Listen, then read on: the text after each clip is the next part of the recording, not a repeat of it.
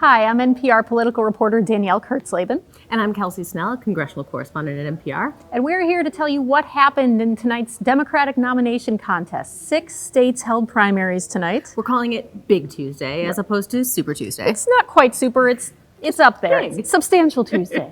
And right now, as we talk about this, we only have results in 3 states, Michigan, Missouri, and Mississippi. We are awaiting results in Idaho, Washington, and North Dakota. And we got 2 of those states really quickly. We heard almost immediately from Mississippi and Missouri that Joe Biden had won. And then we followed up a little bit later, finding out that he had won Michigan as well. And so we're here to break down a little bit of what that win looked like. Right, so let's start with those big wins for Joe Biden, right? Because up until 10 days ago, the South Carolina primary, he had not won a primary before in his entire political career, but also more importantly, in this presidential run. I mean, think about 10 days. We heard people on our air tonight repeatedly saying 2 weeks ago, a few weeks ago. No, it was just 10 days. And in that 10 days, a lot changed. Because we basically thought that Bernie Sanders was the guy to beat at the beginning of this process. Coming out of Iowa and New Hampshire, that's what it looked like. Kind and then he had that really strong showing in Nevada. But then South Carolina just flipped things so quickly. Yeah, and Biden really picked up on that momentum. And we've been kind of breaking down where the momentum really stands for him, where he's getting the big wins. I think we can say pretty definitively that he's making big wins with women.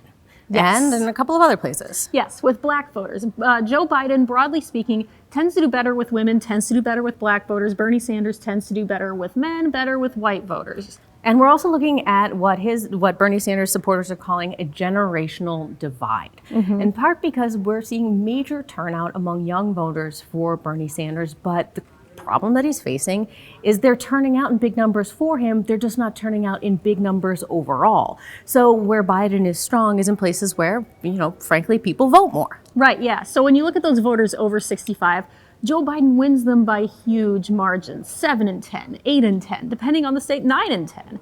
But then you look at those young voters, Bernie Sanders wins them by similarly huge margins. Now, the problem is that those young voters are not exploding in turnout this time. In almost every state that has voted or caucused thus far, the share of the electorate made up of voters under 30, who again, Sanders does great among, that share has not gone up. And that's been a real problem for him. Another area where we're seeing strength for Bernie Sanders is among Latino voters. And one of the things that his supporters keep saying, even after these losses are mounting, is that if Joe Biden wants to be the kind of candidate that can win in November, he has to find a way to speak to the issues that are attracting these young voters and these Latino voters who are engaged and who are clearly voting and want to see their issues reflected. Right, yeah, and it will remain to be seen what happens with Joe Biden on that count, whether he starts talking more about particular issues like student debt, for example, were he the nominee, whether he would choose a running mate who might be younger or a running mate who is a woman or someone of color, that sort of thing.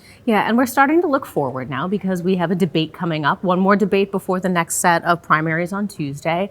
And we're also watching as, the Democratic coalition starts to coalesce around Joe Biden. Right. It's starting to slowly happen right now. And I think one of the good indicators of where things are headed is Priorities USA. They're the big super PAC for Democrats. And Guy Cecil, their director, came on our air here on NPR and said that they see the lines pointing directly to Joe Biden, that the math is adding up to Joe Biden as the nominee, and they're preparing to spend their $150 million on TV and digital ads to support Joe Biden. That is a lot of money. It very much is. And, along those lines, we saw in Joe Biden's speech tonight, his speech thanking his supporters, it was also a speech that seemed to be an olive branch, reaching out, first of all, thanking all of those people who have endorsed him, but also, seemed to be reaching out to Bernie Sanders supporters, saying, listen, we all have something in common. We all want to defeat Donald Trump.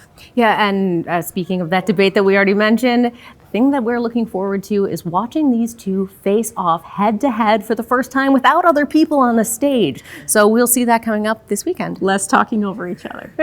All right, thank you so much. For more of our coverage, please listen to the NPR Politics podcast or go to npr.org or go to your local NPR station. I'm Danielle Kurtzleben, political reporter. And I'm Kelsey Snell, congressional correspondent. Thanks so much.